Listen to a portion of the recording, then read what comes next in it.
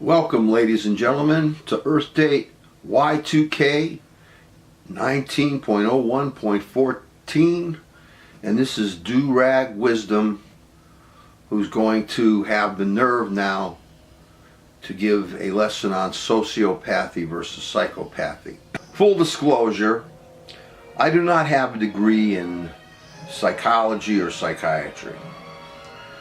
The definitions I use come from my own reading and from my own understanding. Please also be reminded that both syndromes, sociopathy versus psychopathy, are different but alike in some ways. When it comes to understanding the human mind, there is always going to be overlap, an ebb and a flow. Why do I want to understand this topic now? Because we have a sociopathic president.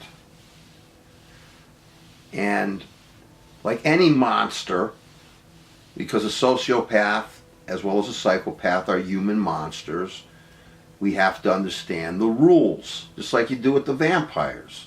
You know, with the garlic, the cross, the stake through the heart, and the sunlight. We have to understand the rules. We have to understand how to not get caught up in this monster's web of deceit, nightmare, murder, hate, fear, whatever you want to call it. A sociopath is someone born without any kind of empathy. He or she is all id and no superego. The sociopath's main purpose in life is to satisfy him or herself to the detriment of others. The purpose of the rest of us in the sociopath's eyes is to serve the sociopath. We are all tools for him or her to use. Human life, except for his or her own, is no concern of the sociopath. Our advantage when it comes to sociopaths is that most of them cannot hide in plain sight, unless they are successful sociopaths such as a Donald racist Trump, or even partly successful sociopaths like Bernie Madoff. You know, for a while he was doing his thing, ripping people off, hiding behind the scenes until he was caught. Good movies about sociopaths include Goodfellas, The Sopranos, Once Upon a Time in America, and even State of Grace. These films deal with organized crime, but they bring out this idea, like kind of almost like you're seeing a different type of culture, a psychology, a culture of sociopaths who will commit murder, not because they have to, because of some kind of obsession, because murder is just considered part of the life they chose to keep themselves, to work with themselves, to keep themselves on top. And on the other hand, the psychopath can hide in plain sight. A psychopath, unlike the sociopath, has psychological disturbances, including sexual obsessions or other kinds of overpowering compulsions. A psychopath is motivated by his or her obsession to go out and to murder, for example. He or she may have a kind of sexuality, for example, that requires them to mutilate and then have sex with the victim once they are dead. The psychopath can be your next door neighbor and even an upstanding citizen. But part of them is corrupted by their obsessive needs. And that's the key word in a psychopath. Some kind of obsession and some kind of compulsion, obsessive compulsive, that makes them have to do something, to go out and do a certain thing. The dynamics of sociopathy and psychopathy can overlap. When a sociopath murders again, he or she does so because of a necessity for their survival.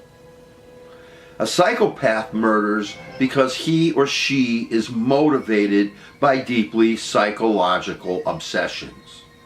The sociopath is not usually insane, just born without a conscience.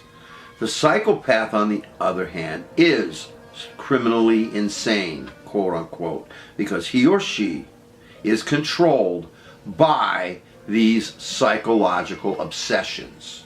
I understand that these definitions that I'm giving you now, ladies and gentlemen, may not even be fit for a bona fide layperson.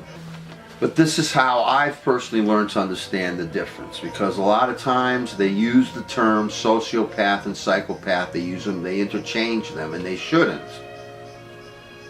Donald Birther Bastard Racist Trump is a classic sociopath.